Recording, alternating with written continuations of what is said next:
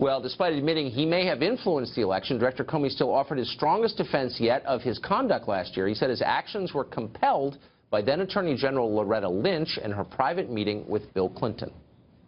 The capper was, and I'm not picking on the Attorney General, Loretta Lynch, who I like very much, but her meeting with President Clinton on that airplane was the capper for me. And I then said, you know what, the department cannot by itself credibly end this. The best chance we have as a justice system is if I do something I never imagined before, step away from them and tell the American people, look, here's what the FBI did, here's what we found, here's what we think. And that offered us the best chance of the American people believing in the system, that it was done in a credible way. That was a hard call for me to make, to call the Attorney General that morning and say, I'm about to do a press conference and I'm not going to tell you what I'm going to say. Of course, whether the director made the right call or not, there is another question worth asking tonight. Why was he making that decision in the first place? Does the FBI director simply have too much power for a single unelected man? Joe DiGenova is a former U.S. attorney. He has watched this process from the beginning and he joins us now. Joe, thanks for coming on. My pleasure.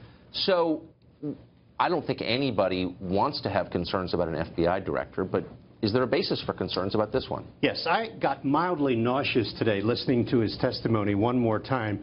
James Comey is a danger to the country. He surrounds himself with his own cult of personality. He believes that he is the last righteous man left standing. When he held that news conference on July 5th and accused Hillary Clinton and then exonerated her, he violated every rule and regulation of the Department of Justice. He should have been fired that day. He never should have been permitted to stay after the inauguration. He should be fired now for the testimony that he's given over the last few months. That July 5th news conference was the original sin. From it, everything else followed. He says today, what would you have done on October the 28th? Mr. Director, I would have done nothing because I never would have held the July 5th news conference, which forced you to send 2 letters to Congress. So you've worked in and around DOJ for a lot of your life. Explain to the rest of us what was wrong with that July 5th press conference. He usurped the function of prosecutors. He's a cop.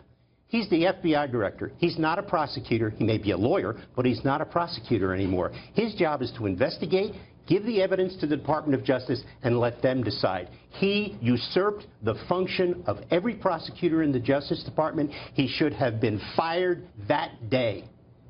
Why wasn't he?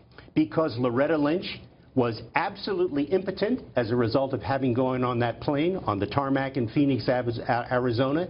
The entire Department of Justice was so frightened of Jim Comey because of the way they had politically mishandled the Hillary Clinton email server investigation that they were afraid to contradict him. That is what you call a disaster in a government of accountability. He stole the work of the Department of Justice in a single day, and they sat there and watched it. A pox on all of their houses. Very quickly, can you discern a political agenda here? Not from him. The only agenda James Comey has is James Comey. He is his own hagiographer. As I said, he believes he is the most righteous man in the world and that he can do anything he wants. That testimony today was an example of how bizarre his personality is. It was certainly hard to understand from this perspective. Indeed. Joe DiGenova, thank you for that.